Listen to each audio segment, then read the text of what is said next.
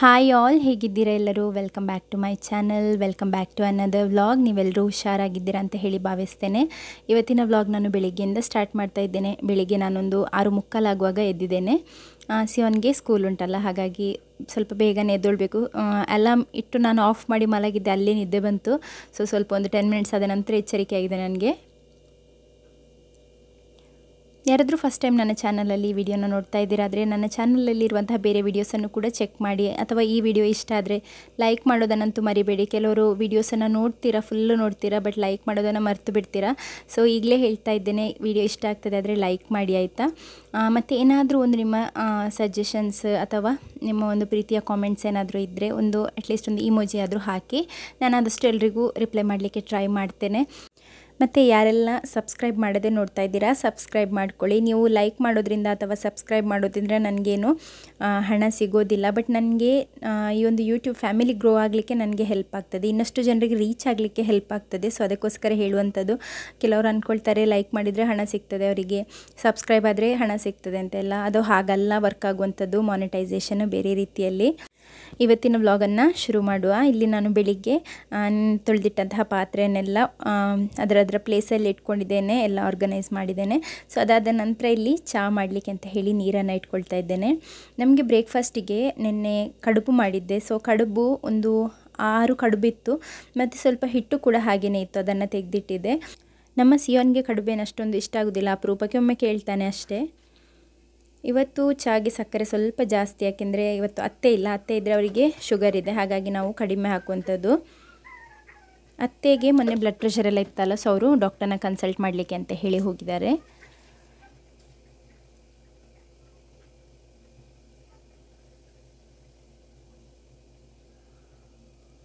ಇವತ್ತು ಬೆಳಿಗ್ಗಿನ ತಿಂಡಿಗೆ ನಾನು ಈ ಬಾಳೆ ಎಲೆಯಲ್ಲಿ ನಾವು ರೊಟ್ಟಿ ಮಾಡ್ತೇವಲ್ಲ, ರೊಟ್ಟಿಯನ್ನಾದರೆ ನಾವು ಕಾವಲಿಯಲ್ಲಿ ಹಾಕಿ ಹೀಗೆ ಎಂತ ಹೇಳ್ತಾರೆ, ಚಪಾತಿ ಬೇಯಿಸಿದ ಹಾಗೆ ಬೇಯಿಸ್ಕೊಳ್ತೇವೆ. ಬಟ್ ಈ ತಿಂಡಿಯನ್ನು ಸ್ಟೀಮ್ ಮಾಡುವಂಥದ್ದು. ಸೇಮ್ ಬ್ಯಾಟರೆಲ್ಲ ಸೇಮ್, ಬಟ್ ಸ್ಟೀಮ್ ಮಾಡುವಂಥದ್ದು. ನಾಯಿಗೆ ಹೊಟ್ಟೆ ನೋವು ಕಾಣ್ತದೆ, ಅದಕ್ಕೆ ನೋಡಿ ಹುಲ್ಲನ್ನು ತಿಂತಾ ಇದೆ. ಅವುಗಳಿಗೆ ಮದ್ದು ಅವೇ ಫೈಂಡ್ ಔಟ್ ಮಾಡಬೇಕು, ನಮಗೆ ಕೊಡಲಿಕ್ಕೆ ಆಗೋದಿಲ್ಲ ಅಲ್ಲ, ಅದಕ್ಕೆ ಏನಾಗ್ತದೆ ಅಂತ ಹೇಳಿ. ದೇವರ ಒಂದೊಂದು ಕ್ರಿಯೇಷನ್ ನೋಡಿ ಯಾವ ರೀತಿಯಲ್ಲಿದೆ ಅಂತ ಹೇಳಿ.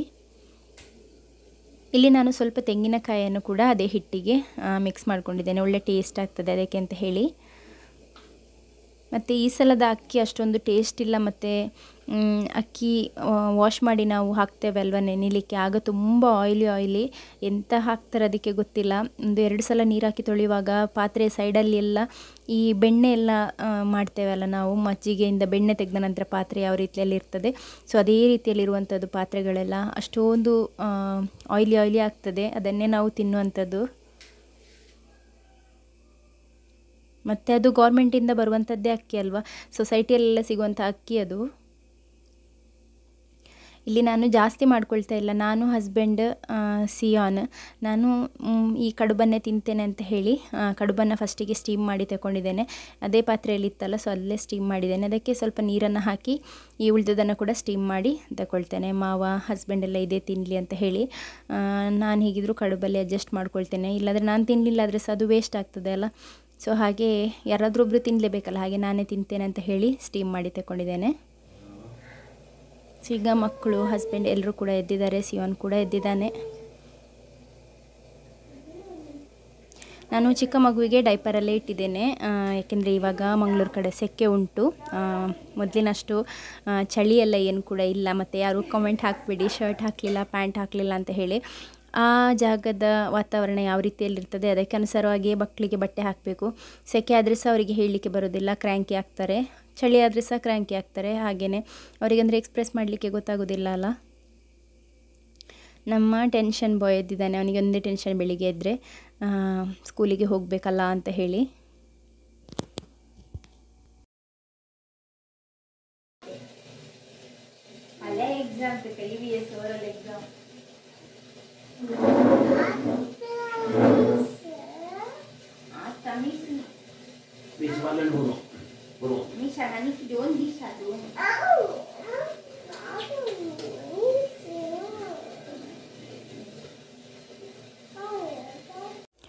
ನಮ್ಮ ಸಿಯೋನ್ ಅವರಿಗೆಲ್ಲ ಎಕ್ಸಾಮ್ ಈಗ ಅವನ ಈ ಮಿಡ್ ಟರ್ಮ್ ಎಕ್ಸಾಮ್ ಅಂತ ಹೇಳ್ತೇವಲ್ವ ನಾವು, ಅಕ್ಟೋಬರ್ ಹಾಲಿಡೇ ಸಿಗಲಿಕ್ಕೆ ಮುಂಚೆದು. ಸೊ ಆ ಒಂದು ಎಕ್ಸಾಮ್ ಅವರಿಗೆ ಸ್ಟಾರ್ಟ್ ಆಗಲಿಕ್ಕಿದೆ. ಫ್ರೈಡೇ ಸ್ಯಾಟರ್ಡೇ ಓರಲ್ ಇತ್ತು. ಫಸ್ಟಿಗೆ EVS ಓರಲ್ ಇತ್ತು, ಮತ್ತು ನೆಕ್ಸ್ಟ್ ಇವತ್ತು ಆ್ಯಕ್ಚುಲಿ ಅಂದರೆ ನಾನು ವಾಯ್ಸ್ ಓವರ್ ಕೊಡ್ತಾ ಇರುವಂಥದ್ದು ಸ್ಯಾಟರ್ಡೇ. ಸೊ ಸ್ಯಾಟರ್ಡೇ ಅವರಿಗೆ ರೈಮ್ಸ್ ಇದು ಓರಲ್ ಕೂಡ ಇತ್ತು. ಬೆಳಿಗ್ಗೆ ಮುಂಚೆ ಇಬ್ಬರು ಕೂಡ ಒಳ್ಳೆಯದಾಗಿ ಆಟಾಡ್ತಾರೆ. ಕೆಲವೊಮ್ಮೆ ಮಾತ್ರ, ಅಂದರೆ ಯಾವಾಗಲೂ ಒಂದೇ ರೀತಿಯಲ್ಲಿ ಇರೋದಿಲ್ಲ ಅಲ್ಲ, ಕೆಲವೊಮ್ಮೆ ಸಿಯೋನ್ನ ಮೂಡು ಎದ್ದೊಳುವಾಗನೇ ಹಾಳಾಗಿರ್ತದೆ. ಅಪರೂಪಕ್ಕೆ ಅವನು ಸರಿ ಇರುವಂಥದ್ದು ಹೀಗೆ.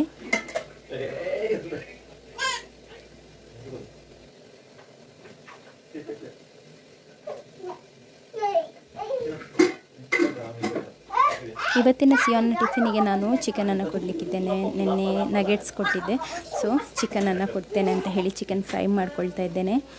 ಚಿಕನ್ ಕೊಟ್ಟರೆ ಅಂತೂ ಎಲ್ಲ ಊಟ ಮಾಡಿ ಬರ್ತಾನೆ.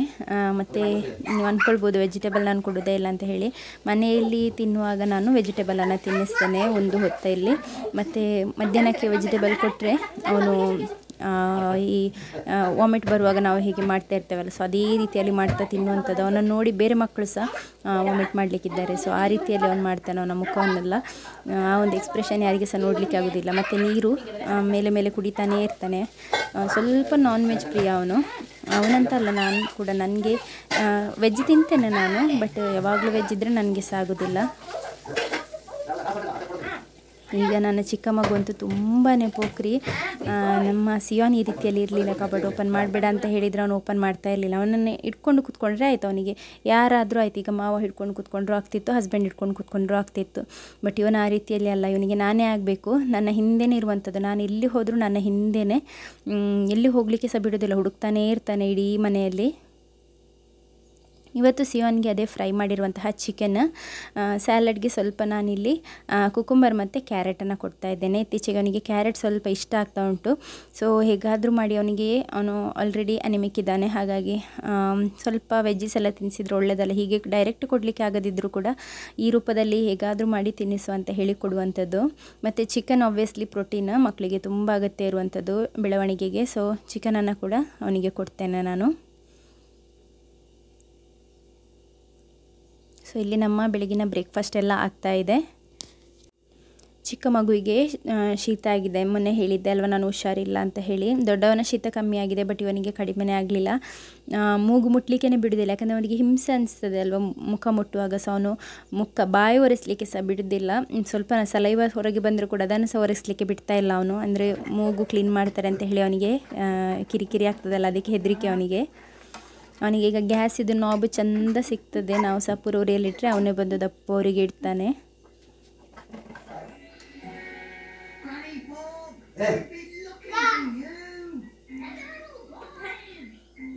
ಬೆಳಿಗ್ಗೆ ಮುಂಚೆ ನೋಡಿ ಎಷ್ಟು ಕೋಪ ಇದೆ ಸಿಯೋನಿಗೆ. ಅಂದರೆ ತಿಂದಾದ ಕೂಡಲೇ ನೆಕ್ಸ್ಟ್ ಯೂನಿಫಾರ್ಮ್ ಹಾಕ್ತಾರಲ್ಲ, ಸೊ ಅದು ತಿನ್ನಲಿಕ್ಕೇ ಕೇಳೋದಿಲ್ಲ. ಕೈ ಕಾಲು ಹಿಡಿದ್ರೆ ಸಹ ತಿನ್ನೋದಿಲ್ಲ. ಭಾರಿ ಕಷ್ಟ ಮಕ್ಕಳಿಗೆ ಹೊರಡಿಸೋದು ಅಂತ ಹೇಳಿದರೆ ಸ್ಕೂಲಿಗೆ. ಕೆಲವೊಮ್ಮೆ ನನಗಂತೂ ಅಷ್ಟೊಂದು ಪೇಷನ್ಸೇ ಇರೋದಿಲ್ಲ. ಎಷ್ಟು ತಿಂತಾನೆ ಅಷ್ಟು ತಿನ್ನಲಿ ಅಂತ ಹೇಳಿ ಹೇಗಾದರೂ ಮಾಡಿ ಕೊಡುವಂಥದ್ದು. ಚಪಾತಿ ಆದರೆ ಅವನು ಡೈಲಿ ತಿಂತಾನೆ, ಬಟ್ ನಮಗೆ ಡೈಲಿ ಚಪಾತಿ ಮಾಡಲಿಕ್ಕೆ ಆಗೋದಿಲ್ಲಲ್ಲ. ಮನೆಯಲ್ಲಿ ಬೇರೆಯವರ ಟೇಸ್ಟ್ ಮತ್ತು ಪ್ರಿಫರೆನ್ಸ್ ಕೂಡ ನೋಡಬೇಕಲ್ವ.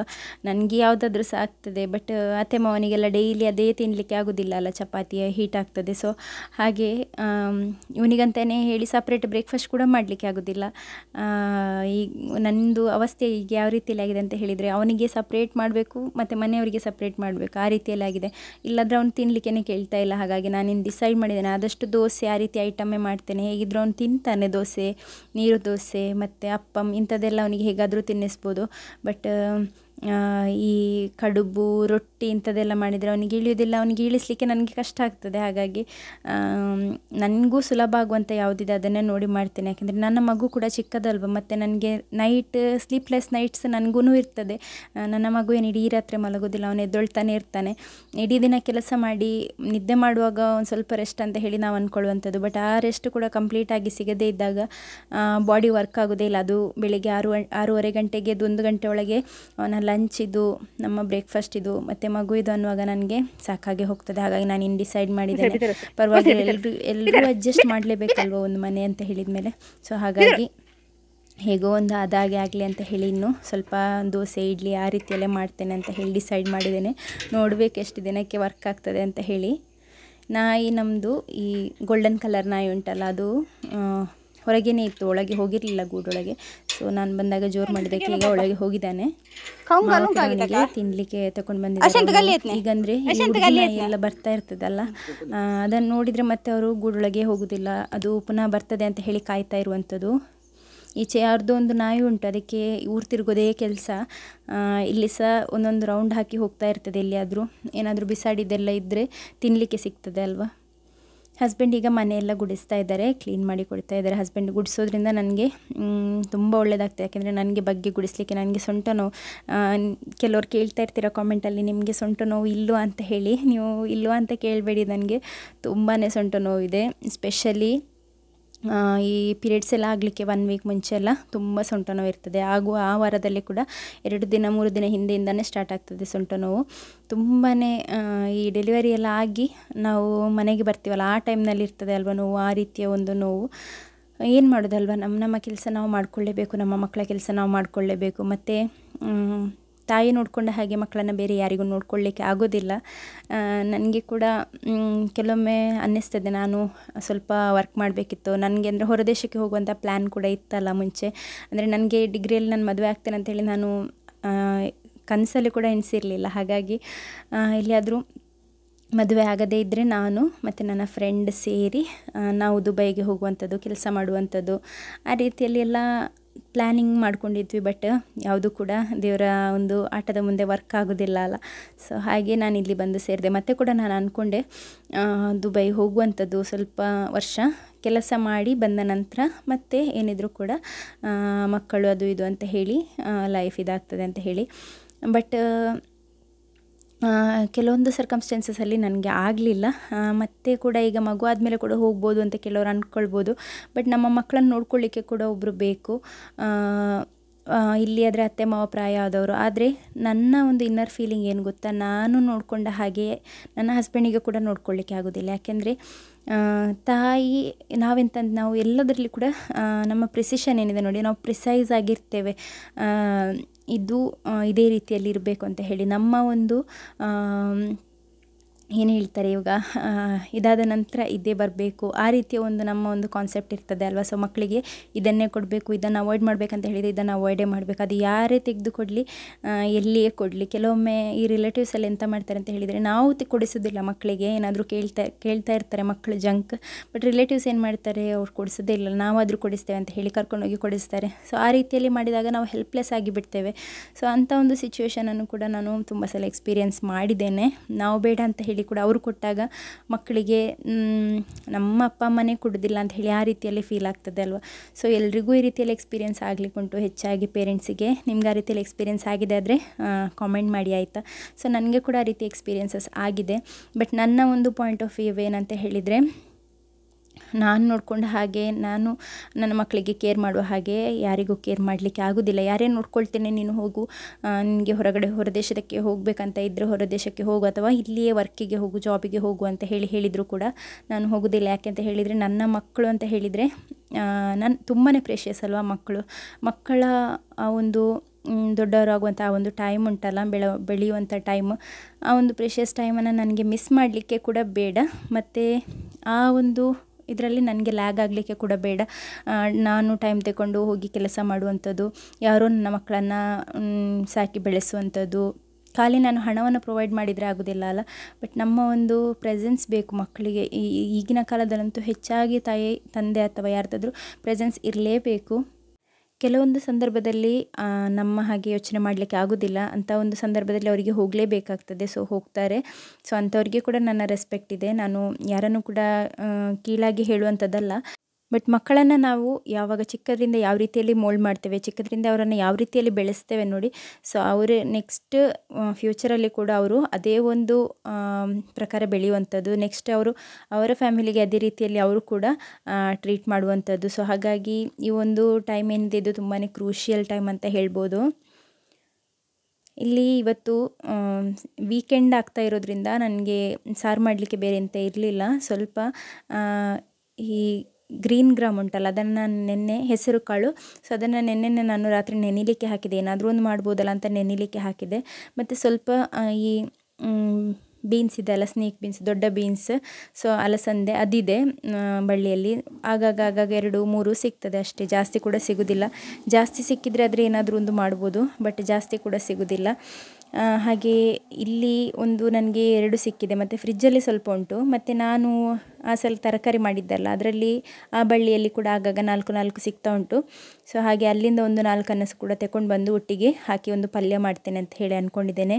ಹೆಚ್ಚು ದೊಡ್ಡ ಅಡುಗೆ ಎಲ್ಲ ಮಾಡಲಿಕ್ಕೆ ನನಗೆ ಈಗ ಟೈಮ್ ಆಗೋದಿಲ್ಲ.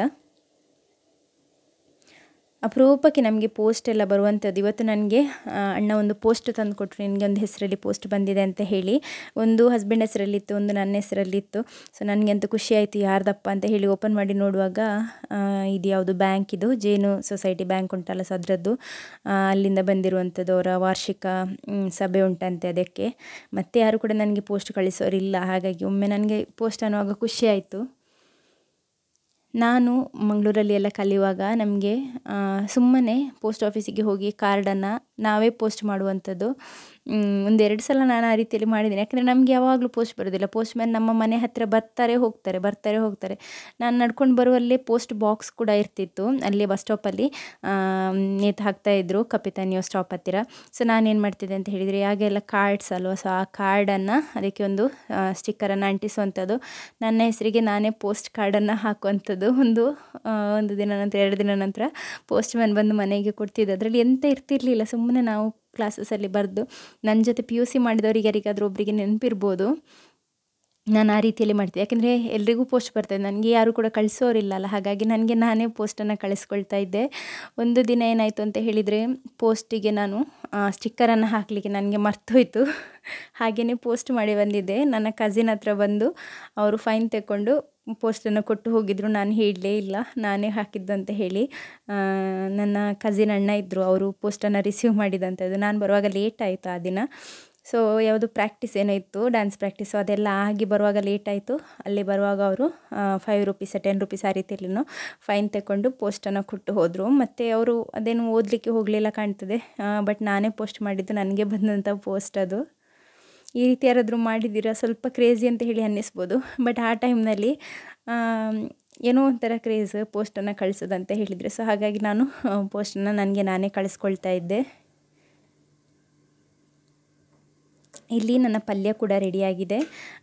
ಇನ್ನು ಸ್ವಲ್ಪ ತೆಂಗಿನಕಾಯನ್ನು ಹಾಕಿ ಇಟ್ಟು ಹೋದರೆ ಆಯಿತು. ಪಲ್ಯ ನಾನು ಸ್ವಲ್ಪ ನೀರನ್ನು ಹಾಕಿಟ್ಟು, ಮಗು ಮಲಗಿದ್ದಾನೆ, ಸೊ ಸ್ವಲ್ಪ ಜಾಸ್ತಿ ನೀರನ್ನು ಹಾಕಿಟ್ಟು ನಾನು ಹೋಗಿದ್ದೆ. ಬಟ್ ಸ್ವಲ್ಪ ಹೊತ್ತಲ್ಲಿಯೇ ಸ್ಟೀಲ್ ಪಾತ್ರೆ ಆಗೋದ್ರಿಂದ ತಳ ಹಿಡಿದಿತ್ತು. ಹಾಗೆ ಮಾವ ಗ್ಯಾಸನ್ನು ಆಫ್ ಮಾಡಿದ್ರಂತೆ, ಹಾಗಾಗಿ ನನಗೆ ಸ್ವಲ್ಪ ನರ್ವಸ್ ಸಿಕ್ತು. ಮತ್ತು ಮೇಲಿಂದ ಮೇಲೆ ಎಷ್ಟು ತೆಗಿಲಿಕ್ಕಾಗ್ತದೆ ಅಷ್ಟನ್ನು ತೆಗೆದು ನಾನು ಅದಕ್ಕೆ ಬೀನ್ಸನ್ನು ಹಾಕಿ ಕೂಡ ಪಲ್ಯವನ್ನು ಮಾಡ್ಕೊಂಡಿದ್ದೇನೆ. ಇನ್ನು ವೇಸ್ಟ್ ಮಾಡಲಿಕ್ಕೆ ಆಗೋದಿಲ್ಲ ಅಲ್ಲ. ಸ್ವಲ್ಪ ತೆಂಗಿನಕಾಯಿ ಕೂಡ ತುರಿಲಿಕ್ಕಿತ್ತು, ಮತ್ತು ಇವತ್ತು ಸ್ವಲ್ಪ ತೆಂಗಿನಕಾಯಿ ಲಾಡು ಮಾಡುವ ಅಂತ ಹೇಳಿ ಅಂದ್ಕೊಂಡಿದ್ದೇನೆ. ಹಾಗಾಗಿ ಸ್ವಲ್ಪ ಜಾಸ್ತಿನೇ ತುರಿಲಿಕ್ಕೆ ಉಂಟು.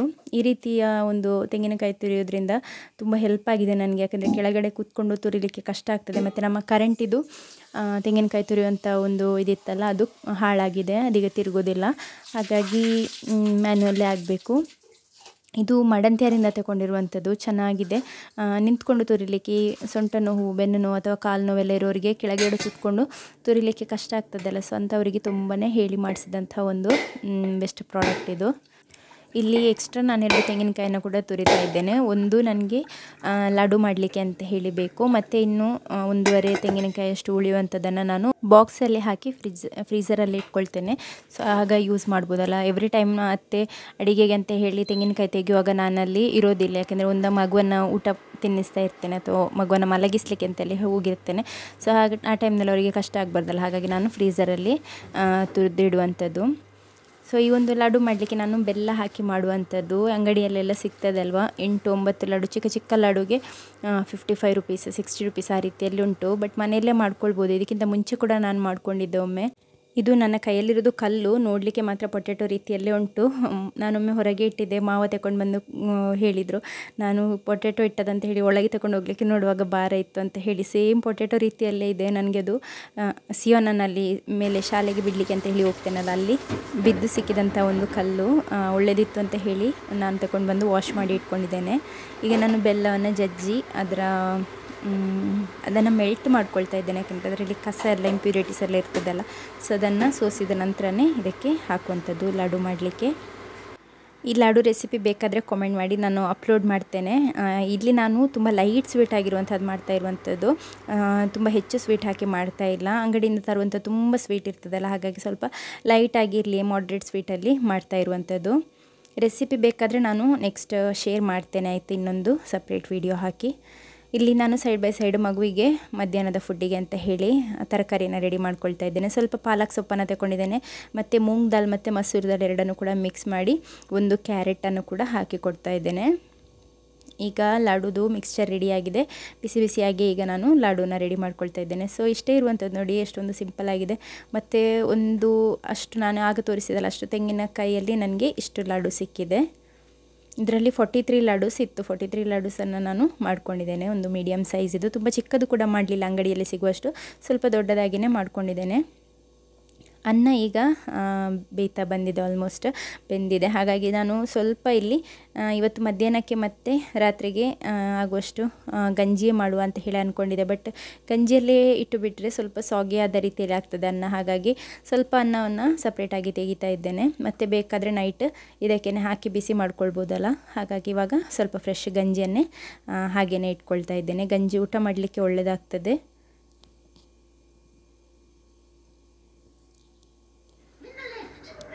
ಮಗುವಿಗೆ ಮಧ್ಯಾಹ್ನಕ್ಕೆ ನಾನು ಅದೇ ಪಾಲಕ್ಕೆಲ್ಲ ಹಾಕಿದ್ದೆಲ್ಲ, ಸೊ ಅದರೊಟ್ಟಿಗೆ ನಾನು ಸ್ವಲ್ಪ ಈ ಮಧ್ಯಾಹ್ನದ ಪಲ್ಯ ಬೀನ್ಸ್ ಮತ್ತು ಹೆಸರು ಕಾಳಿನ ಪಲ್ಯವನ್ನು ಕೂಡ ಹಾಕಿಕೊಟ್ಟಿದ್ದೇನೆ. ಸೊ ಇದು ಆ್ಯಕ್ಚುಲಿ ತುಂಬ ಟೇಸ್ಟಿಯಾಗಿತ್ತು, ನಾನು ಟೇಸ್ಟ್ ಮಾಡಿ ನೋಡಿದ್ದೆ.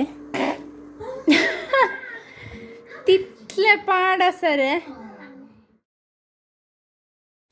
ನಾನು ಈ ಮಗು ಮೊದಲು ತಿಂತಾ ಇದ್ದ, ಈ ತರಕಾರಿ ಎಲ್ಲ ಕೊಟ್ಟರೆ ಎಲ್ಲ ತಿಂತಾ ಇದ್ದ. ಒಂದು 6-7 ಮಂತ್ಸ್ 7.5 ಮಂತ್ಸ್ವರೆಗೆ ಮಾತ್ರ ತಿಂದಂಥದ್ದು. ಅದರ ನಂತರ ತರಕಾರಿ ಅಂದರೆ ಆಗೋದಿಲ್ಲ. ತರಕಾರಿ ಅನ್ನುವಾಗ ಅವನಿಗೆ ತೂ ಮಾಡಲಿಕ್ಕೆ ಸ್ಟಾರ್ಟ್ ಮಾಡ್ತಾನೆ. ಬಟ್ ಇವತ್ತಿದೇನು ಸ್ವಲ್ಪ ತಿಂತಾನೆ, ಯಾಕಂದರೆ ತುಂಬ ಟೇಸ್ಟಿಯಾಗಿತ್ತು. ಫಸ್ಟ್ ಬೈಟಲ್ಲಿ ಮಾತ್ರ ಅವನಿಗೆ ಅಷ್ಟು ಇಷ್ಟ ಆಗಲಿಲ್ಲ, ಅಂದರೆ ಟೆಕ್ಸ್ಚರ್ ಫ್ಲೇವರ್ ಎಲ್ಲ ಬೇರೆ ಅಲ್ಲ. ಸೊ ತೂ ಮಾಡಿ ಹೊರಗೆ ಹಾಕಿದ. ನೋಡಿ, ಒಮ್ಮೆ ತಿನ್ನಿಸಲಿಕ್ಕೆ ಕೂತ್ಕೊಂಡ್ರೆ ನಮ್ಮ ಮೈಗೆ, ನಮ್ಮ ಮುಖಕ್ಕೆ, ಅವನ ತಲೆಗೆ ಎಲ್ಲ ಕಡೆ ಆಗಿರ್ತದೆ. ಎಲ್ಲ ಫಸ್ಟ್ ನಾನು ಹೋಗಿ ಕೈಯೆಲ್ಲ ವಾಶ್ ಮಾಡಿ ಬರುವಂಥದ್ದು, ಕೈ ಮುಖ ಎಲ್ಲ. ಮತ್ತು ಇವನನ್ನು ಕರ್ಕೊಂಡೋಗಿ ಸ್ನಾನ ಮಾಡಿಸುವಂಥದ್ದು, ಇದೇ ಕೆಲಸ. 3 ಹೊತ್ತು ತಿನ್ನಲಿಕ್ಕೆ ಕೊಟ್ಟರೆ 3 ಹೊತ್ತು, 4 ಹೊತ್ತು ಕೊಟ್ಟರೆ 4 ಹೊತ್ತು ಸ್ನಾನ. ಮತ್ತು ಎಕ್ಸ್ಟ್ರಾ ಯಾವಾಗಲಾದರೂ ಏನಾದರೂ ಗಲೀಜೆಲ್ಲ ಮುಟ್ಟಿದರೆ ಪುನಃ ಸ್ನಾನ. ಇವನಿಗೆ ಇದೇ ಕೆಲಸ. ಈಗ ಅವನಿಗೆ ನಾನು ಯಾವ ರೀತಿಯಲ್ಲಿ ಇರ್ತದೆ ನೀರು ಅದೇ ರೀತಿಯಲ್ಲಿ ಹಾಕುವಂಥದ್ದು. ತುಂಬ ಬಿಸಿ ಮಾಡಿ ಎಲ್ಲ ಹಾಕಲಿಕ್ಕೆ ಹೋಗೋದಿಲ್ಲ. ಯಾವ ರೀತಿಯಲ್ಲಿ ಸ್ವಲ್ಪ ತಣ್ಣಗಿದೆ ಆದರೆ ಅದೇ ನೀರನ್ನು ಹಾಕುವಂಥದ್ದು. ಒರೆಸಲಿಕ್ಕೇ ಬಿಡೋದಿಲ್ಲ, ಅದನ್ನು ಹಿಡ್ಕೊಳ್ಳಿಕ್ಕೆ ಅಂತ ಬರುವಂಥದ್ದು. ಬಟ್ ನನಗೆ ಸಿಯೋನ್ ಬರಲಿಕ್ಕೆ ಮುಂಚೆ ಮನೆಯೆಲ್ಲ ಕ್ಲೀನ್ ಆಗಬೇಕು, ಇಲ್ಲಾಂದರೆ ಮತ್ತೆ ನನಗೆ ಟೈಮೇ ಆಗೋದಿಲ್ಲ. ಒರೆಸುವಾಗಂತೂ ಎಷ್ಟು ಸೂಪರ್ ಸ್ಪೀಡಾಗಿ ಒರೆಸಲಿಕ್ಕೆ ಆಗ್ತದೆ ಅಷ್ಟು ಸೂಪರ್ ಸ್ಪೀಡಾಗಿ ನಾನು ಒರೆಸುವಂಥದ್ದು. ಯಾಕಂದರೆ ಅವನು ಇದರ ಮೇಲೇ ಬರ್ತಾನೆ ಮತ್ತು ಬೀಳಲಿಕ್ಕೆ ಸ್ಟಾರ್ಟ್ ಮಾಡ್ತಾನೆ, ಅಂದರೆ ಜಾರ್ತದಲ್ಲ. ಹಾಗೆ ಎಲ್ಲಿಯಾದರೂ ತಾಗಿದ್ರೆ ಅಂತ ಕೂಡ ಹೆದರಿಕೆ ನನಗೆ. ಹೊರಗಡೆ ಹೋಗಿ ಎಣ್ಣೆ ಹಾಕಲಿಕ್ಕೆ ಅಂತ ಹೇಳಿ ಹೋದೆ, ಬಟ್ ಬಿಡ್ತಾನೇ ಇಲ್ಲ ಅವನು. ನನಗೆ ಡ್ಯಾಂಡ್ರಫ್ ಕೂಡ ಆಗಿದೆ ಸ್ವಲ್ಪ, ಹಾಗೆ ತುಂಬ ತಲೆ ತುರಿಸಲಿಕ್ಕೆ ಸ್ಟಾರ್ಟ್ ಆಯಿತು. ಸೊ ಈಗ ನಾನು ಮೊನ್ನೆ ಒಂದು 15 ಡೇಸ್ ಆಯಿತು ಈಗ ಆಯಿಲಿಂಗ್ ಮಾಡದೆ. ಇವತ್ತು ಸ್ವಲ್ಪ ಆಯಿಲನ್ನು ಹಾಕ್ಕೊಳ್ತಾ ಇದ್ದೇನೆ. ಆಯಿಲನ್ನು ಹಾಕಿ ಒಂದು 30 ಮಿನಿಟ್ಸಲ್ಲಿಯೇ ನಾನು ಸ್ನಾನ ಮಾಡಿದ್ದೇನೆ. ಯಾಕೆಂದರೆ ಸಿಯೋನ್ ಬರ್ತಾನೆ ಸ್ವಲ್ಪ ಹೊತ್ತಲ್ಲಿ, ಮತ್ತು ಮಗು ಕೂಡ ಮಲಗಿದ್ದಾನೆ. ಮಕ್ಕಳು ಯಾವಾಗ ಮಲಗ್ತಾರೆ ಆಗ ನಮ್ಮ ಕೆಲಸ ಮಾಡಿದರೆ ಆಯಿತು ಅಂತ. ಮತ್ತೆ ಮಾಡ್ತೇನೆ ಅಂತ ಹೇಳಿ ಕೂತ್ಕೊಂಡ್ರೆ ಆ ಕೆಲಸ ಆದ ಹಾಗೆ ಮತ್ತೆ ಆಗೋದೇ ಇಲ್ಲ, ಅದಕ್ಕೆ ಟೈಮೇ ಸಿಗೋದಿಲ್ಲ. ಮತ್ತು ಈಗ ಸ್ನಾನ ಮಾಡಿ ಆಗುವಷ್ಟರಲ್ಲಿ ಮಗು ಕೂಡ ಎದ್ದಿದ್ದಾನೆ. ಹಾಗೆ ನಾನು ಮಗುವನ್ನು ಎತ್ಕೊಂಡೇ ಬಂದಿದ್ದೇನೆ. ಇಲ್ಲಿ ಕೆಳಗೆ ಬಿಟ್ಟರೆ ಅಲ್ಲಿ ಕೂಗ್ತಾ ಇರ್ತಾನೆ ರಿಕ್ಷಾ ಬರುವವರೆಗೆ. ಮತ್ತು ಇದು ಸ್ವಲ್ಪ ಅಪ್ಪಲ್ಲಿರೋದ್ರಿಂದ ಮತ್ತು ಬೇಗ ಓಡಿ ಬರಲಿಕ್ಕೆ ಸಹ ಆಗೋದಿಲ್ಲ. ಸೊ ಹಾಗೆ ನಾನು ಇಲ್ಲಿಗೆ ಕರ್ಕೊಂಡು ಬಂದಿದ್ದೇನೆ. ಸ್ವಲ್ಪ ಸಮಾಧಾನ ಕೂಡ ಆಗಿದ್ದಾನೆ ಈಗ. ಇವತ್ತು ರಿಕ್ಷಾದಲ್ಲಿ ಒಂದು ಸ್ಪೆಷಲ್ ಅಂತ ಹೇಳಿದರೆ, ಮಡಂತೆರಿಂದ ಬರುವಾಗಲೇ ಸಿಯೋನಿಗೆ ನಿದ್ದೆ ಬರ್ತಿತ್ತು ಕಾಣ್ತದೆ. ಇಲ್ಲಿ ಬರುವಾಗ ಗಟ್ಟಿ ಮಲಗಿದ್ದ ಸೀಟ್ ಮೇಲೆ. ಮತ್ತು ರಿಕ್ಷಾದವರು ಎಬ್ಬಿಸಿದ್ರು, ಅಲ್ಲಿ ಮಕ್ಕಳೆಲ್ಲ ಎಬ್ಬಿಸಿದ್ರು ಮನೆ ಬಂತು ಅಂತ ಹೇಳಿ. ಸೊ ಇಬ್ಬರನ್ನು ಕೂಡ ಎತ್ತಿ ಇಟ್ಕೊಂಡಿದ್ದೆ. ನಾನು ಸಿಯೋನನ್ನು ಯಾವಾಗಲೂ ಎತ್ತಿ ಕರ್ಕೊಳ್ಳುವಂಥದ್ದಲ್ಲ, ನನಗೆ ನೆನಪಾಗಲಿಲ್ಲ ಇವತ್ತು ಇನ್ನೊಬ್ಬ ಇದ್ದಾನೆ ಸೊಂಟದಲ್ಲಿ ಅಂತ ಹೇಳಿ ಅವನನ್ನು ಎತ್ತಿಕೊಂಡಿದ್ದೆ. ಬಟ್ ಮತ್ತೆ ಬ್ಯಾಗ್, ಕೊಡೆ, ಲಂಚ್ ಬ್ಯಾಗ್ ಎಲ್ಲ ನೋಡುವಾಗ ಮತ್ತೆ ಅವನನ್ನು ಇಳಿಸಿದೆ ಕೆಳಗೆ. ಇಳಿದು ನಿಂತ್ಕೊಂತಿಲ್ಲ, ಅವನಿಗೆ ಅಂದರೆ ಮೂಡೆ ಸರಿ ಇಲ್ಲ, ನಿದ್ದೆಯಿಂದ ಎದ್ದು ಬಂದಂಥದ್ದಲ್ಲ. ಮತ್ತು ನಿನ್ನೆ ರಾತ್ರಿ ಕೂಡ ಅವನು ತುಂಬ ಕೂಗ್ತಾ ಇದ್ದ. ನಾವು ಪ್ರೇಯರ್ ಮಾಡುವ ಟೈಮ್ನಲ್ಲಿ ಅವನು ಮಲಗಿದ್ದ. ಸ್ವಲ್ಪ ಹೊತ್ತಾದ ನಂತರ ಎದ್ದು ನಾನು 10 ಗಂಟೆಗೆ ಪ್ರೇಯರ್ ಮಾಡ್ತೇನೆ ಅಂತ ಹೇಳಿ ಕೂಗಲಿಕ್ಕೆ ಸ್ಟಾರ್ಟ್ ಮಾಡ್ದೆ. ಹಾಗೆ ನಿನ್ನೆ ಒಂದು ನಿದ್ದೆ ಕೂಡ ಸರಿ ಆಗಲಿಲ್ಲ, ಮೇ ಬಿ ಅದಕ್ಕೋಸ್ಕರ. ಇಲ್ಲಾದರೆ ಅವನು ಹೀಗೆಲ್ಲ ಮಲಗೋದಿಲ್ಲ ರಿಕ್ಷಾದಲ್ಲಿ ಎಲ್ಲ, ಅಥವಾ ಕ್ಲಾಸಲ್ಲಿ ಕೂಡ ಅಷ್ಟೊಂದು ಮಲಗಲಿಕ್ಕೆಲ್ಲ ಹೋಗೋದಿಲ್ಲ ಅವನು. ಸ್ಕೂಲಿಂದ ಬಂದ ಕೂಡಲೇ ಅವನಿಗೆ ಸ್ನಾನ ಮಾಡಿಸ್ತೇನೆ, ಬಿಸಿ ನೀರು ಇರಲಿ ಇಲ್ಲದೇ ಇರಲಿ. ಆದರೆ ಕೆಲವೊಮ್ಮೆ ಬಿಸಿ ನೀರನ್ನ ಇಟ್ಟು ಸ್ನಾನ ಮಾಡಿಸ್ತೇನೆ. ಈಗ ಅಂದರೆ ಅವನಿಗೆ ಕೂಡ ಜಾಸ್ತಿ ಬಿಸಿ ಇಷ್ಟ ಇಲ್ಲ, ಲೂಕ್ ವಾಮ್ ವಾಟರ್ ಅಂತ ಹೇಳ್ತೇವಲ್ಲ ಅಷ್ಟೇ ಅವನು ಸ್ನಾನ ಮಾಡುವಂಥದ್ದು. ಸೊ ಅವನಿಗೆ ಅಷ್ಟೇ ಸಾಕು. ಈಗ ಸ್ವಲ್ಪ ಆಟ ಆಡಿದ್ದಾನೆ ನನ್ನೊಟ್ಟಿಗೆ, ಟ್ರಕ್ ಅಂತೆ ಅವನು, ಹಾಗೆ ರಿವರ್ಸ್ ಬರುವಂಥದ್ದೆಲ್ಲ ಆಟ ಆಡಿ ಈಗ ನಾನು ಬೇಗ ಬೇಗ ಸ್ನಾನ ಮಾಡಿಸಿ ಕರ್ಕೊಂಡು ಬಂದಿದ್ದೇನೆ. ಅವನು ಬಂದ ನಂತರ ನಾನು ಇವತ್ತು ತಿನ್ನಲಿಕ್ಕೆ ಏನು ಕೂಡ ಮಾಡಿರಲಿಲ್ಲ. ಹಾಗೆ ಅವನು ಕೇಳ್ದ ನನ್ನ ಹತ್ರ ಕಪ್ ಕೇಕ್ ಬೇಕು ಅಂತ ಹೇಳಿ. ಹಾಗೆ ನಾನು ಅವನಿಗೆ ರಾಗಿ ಪೌಡರಿಂದ ಕೇಕನ್ನು ಮಾಡ್ತೇನೆ, ರಾಗಿ ಮತ್ತು ಕೋಕೋ ಪೌಡರೆಲ್ಲ ಹಾಕಿ ಒಂದು ಸಣ್ಣ ಕಪ್ ಕೇಕ್ ರೀತಿಯಲ್ಲಿ. ಸೊ ಅದನ್ನೇ ಮಾಡ್ತಾಯಿದ್ದೇನೆ. ಅದಕ್ಕೆ ಸ್ವಲ್ಪ ಚಾಕೋ ಚಿಪ್ಸನ್ನು ಕೂಡ ಹಾಕಿ ಕೊಟ್ಟಿದ್ದೇನೆ. ಎಷ್ಟು ಹೆಲ್ದಿಯಾಗಿ ಕೊಡಲಿಕ್ಕೆ ಆಗ್ತದೆ ಅಷ್ಟು ಟ್ರೈ ಮಾಡುವಂಥದ್ದು. ಇದಾದರೆ ಅವನು ತಿಂತಾನೆ. ಬೇರೆ ಏನಾದರೂ ಜುಗಾಡು ಮಾಡಿದರೆ ಅವನಿಗೆ ಗೊತ್ತಾಗ್ತದೆ, ಕೆಲವೊಮ್ಮೆ ತಿನ್ನಲಿಕ್ಕೆ ಹೋಗೋದಿಲ್ಲ. ಇದಾದರೆ ಸ್ವಲ್ಪ ಚಾಕ್ಲೇಟಿ ಆಗಿರ್ತದಲ್ಲ, ಸ್ವಲ್ಪ ಚಾಕ್ಲೇಟ್ ಸಿರಪನ್ನು ಹಾಕಿ ಕೊಡುವಂಥದ್ದು. ಮೈಕ್ರೋ ಓವನ್ ಇದ್ದರೆ ಈಸಿಯಾಗಿ ಮಾಡ್ಕೊಳ್ಬೋದು, 1 ನಿಮಿಷದಲ್ಲಿ ರೆಡಿ ಆಗ್ತದೆ. 1 ನಿಮಿಷ ಟೈಮರ್ ಇಟ್ಟಂಥದ್ದು. ಈಗ ಈ ಕಪ್ ಕೇಕ್ ರೆಡಿಯಾಗಿದೆ.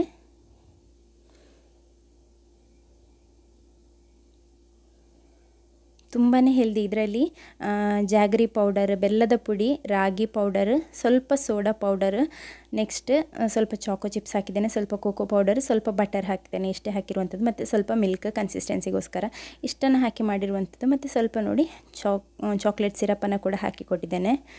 ಇಲ್ಲಿ ಫಸ್ಟ್ ನಾನು ಇಲ್ಲಿ ತಿಂದು ಹೋಗುವಂಥದ್ದು ಸ್ವಲ್ಪ, ಇಲ್ಲಾಂದರೆ ಅವನಿಗೆ ಅದು ಪೂರ್ತಿ ತಿನ್ನಲಿಕ್ಕೆ ಆಗೋದಿಲ್ಲ. ಮತ್ತು ಅಲ್ಲಿ ಹೋದ ನಂತರ ಅವನು ನನಗೆ ತಿನ್ನಲಿಕ್ಕೆ ಸಹ ಕೊಡೋದಿಲ್ಲ. ಹಾಗೆ ಸ್ವಲ್ಪ ಟೇಸ್ಟ್ ನೋಡಿದ್ದೇನೆ. ಬಂದು ಇಲ್ಲ ಸ್ವಲ್ಪ ತಿಂದೆಲ್ಲ ಆಯಿತು. ಈಗ ಹೋಗಿ ಆಯಿತು ಮೇಲೆ ಅವನ ಬಸ್ ತಗೊಂಡು ಅಲ್ಲಿ ಫಾರ್ಮ್ವರೆಗೆ ಕೂಡ ಹೋಗ್ತಾನೆ. ಈಗ ಅವನ ದೊಡ್ಡ ಕಾರ್ ಇತ್ತಲ್ಲ ಮುಂಚೆ ರೆಡ್ ಕಲರ್, ಅದು ನಾನು ಅಟ್ಟದ ಮೇಲೆ ಇಟ್ಟಿದ್ದೇನೆ. ಅದು ಸ್ವಲ್ಪ ಅದರ ವೆಲ್ಡಿಂಗ್ ಎಲ್ಲ ಬಿಚ್ಚಿದೆ, ಹಾಗೆ ಮೇಲೆ ಇಟ್ಟಿದ್ದೇನೆ. ಇವನೀಗ ಈ ಗಾಡಿ ತಗೊಂಡು ಮೇಲೆ ಹೋಗಿದ್ದಾನೆ. ಬರೀಲಿಕ್ಕೆಲ್ಲ ಉಂಟು ಅವನಿಗೆ. ಇವತ್ತು ಮಧ್ಯಾಹ್ನಕ್ಕೆ ನೋಡಿ ಪಲ್ಯ ಇತ್ತಲ್ಲ, ಸೊ ಹಾಗೆ ರಾತ್ರಿಗೆ ನಾನು ಸಾರನ್ನು ಮಾಡಿ ಇಡುವ ಅಂತ ಹೇಳಿ. ನಾವು ಕೂಡ ಚಿಕ್ಕದಿರುವಾಗ ಹೀಗೆ ಮಾಡ್ತಿದ್ವಿ. ಮೇಲೆ ಸೈಕಲ್ ತಗೊಂಡೋಗಿ ಡೌನಲ್ಲಿ ಫಾಸ್ಟ್ ಬರುವಂಥದ್ದು. ಇವನು ಕೂಡ ಅದೇ ಮಾಡುವಂಥದ್ದು. ಆದರೆ ಅವನಿಗೆ ಟಯರ್ಡ್ ಆಗ್ತದೆ ಇದನ್ನು ಮೇಲೆ ದೂಡಿಕೊಂಡು ಹೋಗೋದಂತ ಹೇಳಿದರೆ, ಅಪ್ಪೇ ಇರುವಂಥದ್ದು. ಹಾಗೆ ಸ್ವಲ್ಪ ಟಯರ್ಡ್ ಆಗ್ತಾನೆ. ಬಟ್ ಮಕ್ಕಳಿಗೆ ಅದು ಗೊತ್ತಾಗೋದಿಲ್ಲ ಟಯರ್ಡ್ ಅಂತ ಹೇಳಿ. 7 ಗಂಟೆ ಆಗುವಾಗ ನಿದ್ದೆ ಬರಲಿಕ್ಕೆ ಸ್ಟಾರ್ಟ್ ಆಗ್ತದೆ ಅಷ್ಟೇ. ಈಗ ನಾನು ಇನ್ನು ಬಂಗುಡೆ ಮೀನನ್ನು ಹೊರಗೆ ಇಟ್ಕೊಂಡಿದ್ದೇನೆ. ಬಂಗುಡೆ ಮೀನಿನ ಸಾರು ಮಾಡಬೇಕು. ನಾಳೆ ನಮ್ಮ ಹೊಸ ಮನೆ ಆಗ್ತಾ ಉಂಟಲ್ಲ, ಸೊ ಅದಕ್ಕೆ ಈ ಟೈಲ್ಸ್ ಮತ್ತು ಮುಂದೆ ಹಾಕಲಿಕ್ಕೆ ಗ್ರಾನೈಟ್ ಅಂಥದ್ದೆಲ್ಲ ನೋಡಲಿಕ್ಕೆ ಹೋಗಲಿಕ್ಕಿದೆ ಅಂತ. ಹಾಗಾಗಿ ನಾಳೆ ತುಂಬ ಬ್ಯುಸಿ. ಮತ್ತು ಅಕ್ಕನ ಮಗನ ಶಾಪ್ ಕೂಡ ಓಪನ್ ಆಗ್ತಾ ಇದೆ ಮಡಂತಿಯರಲ್ಲಿ, ಸ್ಟುಡಿಯೋ ಫೋಟೋಗ್ರಫಿದು. ಸೊ ಹಾಗೆ ಅಲ್ಲಿ ಕೂಡ ಹೋಗ್ಲಿಕ್ಕೆ ಉಂಟು. ಅಲ್ಲಿಂದ ಡೈರೆಕ್ಟ್ ಹೋಗೋದು ಮೇ ಬಿ, ಹಾಗಾಗಿ ಟೈಮ್ ಸಾಕಾಗೋದಿಲ್ಲ ಅಲ್ಲ. ನಾನು ಬಾಣಲೆಯನ್ನು ಇಲ್ಲಿ ತಂದಿಟ್ಟು ಗ್ಯಾಸ್ ಹತ್ರ ಬಾಣಲೆ ಮತ್ತು ಸ್ಪೂನನ್ನು ತಂದಿಟ್ಟು ಮಗುವಿನ ಫುಡ್ ರೆಡಿ ಮಾಡ್ತಾಯಿದ್ದೆ. ಆಚೆ ನೋಡುವಾಗ ಬಾಣಲೆ ಇಲ್ಲ, ಅವನು ತೆಕ್ಕೊಂಡು ಕೂತ್ಕೊಂಡಿದ್ದಾನೆ. ಎಂತ ಇಟ್ಟರು ಸಹ ತಗೊಂಡು ಹೋಗ್ತಾನೆ. ಅವನಿಗೆ ಕೈಗೆ ಇಟ್ಕೋಷ್ಟು ದೂರದಲ್ಲಿದ್ದರೆ ಖಂಡಿತ ಅದು ಅವನ ಕೈಗೆ ಹೋಯ್ತಂತಾನೆ ಅರ್ಥ. ಮತ್ತು ಈಗ ಯಾವಾಗ ನೋಡಿದರೂ ಇಲ್ಲಿ ಬರುವಂಥದ್ದು. ಇಲ್ಲಿ ಗ್ಯಾಸ್ ಇದು ಅಂಡೆ ಇದೆ ಅಲ್ಲ, ಅದನ್ನು ಇಡಲಿಕ್ಕೆ ಅಂತ ಹೇಳಿ ಒಂದು ದೊಡ್ಡ ಗುಂಡಿ ರೀತಿಯಲ್ಲಿ ಉಂಟು. ಅಲ್ಲಿ ಸ್ವಲ್ಪ ಸಿಮೆಂಟ್ ಹೋಗಿದೆ, ಅಲ್ಲಿದು ಕಾಂಕ್ರೀಟ್. ಹಾಗಾಗಿ ಅಲ್ಲಿ ಮರಳು ಥರ ಕಲ್ಲೆಲ್ಲ ಸಿಗ್ತದಲ್ಲ, ಅದನ್ನು ತೆಗಿಲಿಕ್ಕೆ ಅಂತ ಬರುವಂಥದ್ದು. ಈಗಂತೂ ತುಂಬ ಜೋರಾಗಿದ್ದಾನೆ ಚಿಕ್ಕ ಮಗು. ಸಿಯೋನಾದರೆ ಪಾಪ ಇದ್ದ, ಇಷ್ಟೊಂದು ಜೋರು ಇರಲಿಲ್ಲ. ಅವನು ಎಲ್ಲ ಉಪದ್ರ ಮಾಡುವಂಥದ್ದೆಲ್ಲ ಇರಲಿಲ್ಲ ಒಂದು. ನೋಡಿ ಈರುಳ್ಳಿ ಸಿಪ್ಪೆ ಎಷ್ಟು ಕ್ಲೀನ್ ಇಟ್ಟರೆ ಸಹ ಈ ರೀತಿಯಲ್ಲಿ. ಈಗ ಈರುಳ್ಳಿ ಕಟ್ ಮಾಡಿದ್ದೆಲ್ಲ ಅದು ಹಾರಿದ್ದೆ ಮೇ ಬಿ ಗಾಳಿಗೆ, ಸೊ ಅದು ಸಿಕ್ಕಿದೆ ಅವನಿಗೆ. ಅವನು ಆಚೆ ಹೋಗ್ಲಿಕ್ಕಿದ್ದ, ನಾನು ಸಿಯೋನ ಹತ್ರ ಹೇಳಿದೆ ಅವನನ್ನು ಕರ್ಕೊಂಡು ಹೋಗು ಅಂತ ಹೇಳಿ. ಬಟ್ ಅಲ್ಲಿ ಈರುಳ್ಳಿ ಸಿಪ್ಪೆ ಸಿಕ್ಕಿದ್ದಕ್ಕೆ ಇಲ್ಲಿ ಉಳಿದಿದ್ದಾನೆ. ನೋಡಿ ಮಗು ಇದೆಯಾ ಇಲ್ಲೋ ಅಂತ ಹೇಳಿ ಗೊತ್ತಾಗೋದಿಲ್ಲ. ಆಚೆ ಹೋಗಿ ಈಚೆ ಬರುವಾಗ ಕಾಲು ಮಾತ್ರ ಹೊರಗೆ, ಇಡೀ ಬಾಡಿ ಕಬಟ್ ಒಳಗೆ. ಇಲ್ಲಿ ಇದು ಒಣಮೆಣಸಿದೆಲ್ಲ ಡಬ್ಬ ಇದು, ಇದನ್ನೆಲ್ಲ ಮುಟ್ಟಿಯೆಲ್ಲ ಕೈಗೆ ಎಲ್ಲಾದರೂ ಖಾರ ಆದರೆ ಅಂತ ನನಗೆ ಹೆದರಿಕೆ. ಬಟ್ ಅದು ಹೊರಗೆಂತ ಏನೂ ಆಗೋದಿಲ್ಲ. ಆದರೆ ಸೌಂಡ್ ಬರುವಂಥದ್ದೇ ಗ್ಯಾಸ್ ಹತ್ತಿರ.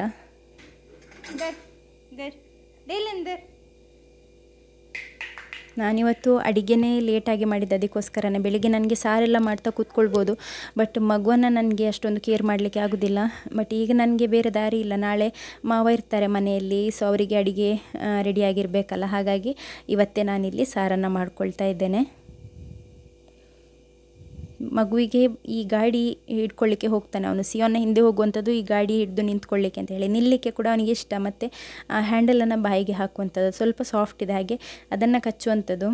ಅದಕ್ಕೆ ಸಿಯೋನ ಹತ್ರ ಹೇಳಿದೆವು ನಾನು ಕರ್ಕೊಂಡು ಹೋಗು ಅಂತ ಹೇಳಿದರೆ. ಗಾಡಿ ಹೋದರೆ ಅದರ ಹಿಂದೆ ಇವನು ಸಹ ಹೋಗ್ತಾನೆ. ಈಗ ಸಂಜೆ ಟೈಮ್ ಇಲ್ಲಿ ನಾನು ಮಗುವಿಗೆ ಫುಡ್ಡನ್ನು ಕೊಡ್ತಾ ಇದ್ದೇನೆ, ಮತ್ತು ಸಿಯೋನಿಗೆ ನಾಳೆ EVS ಊರಲ್ಲಿರುವಂಥದ್ದು, ಹಾಗೆ ನಾನು EVS ಇದೆಲ್ಲ ಸ್ವಲ್ಪ ಎಲ್ಲ ಅವನಿಗೆ ರಿವೈಸ್ ಮಾಡಿಸ್ತಾ ಇದ್ದೇನೆ.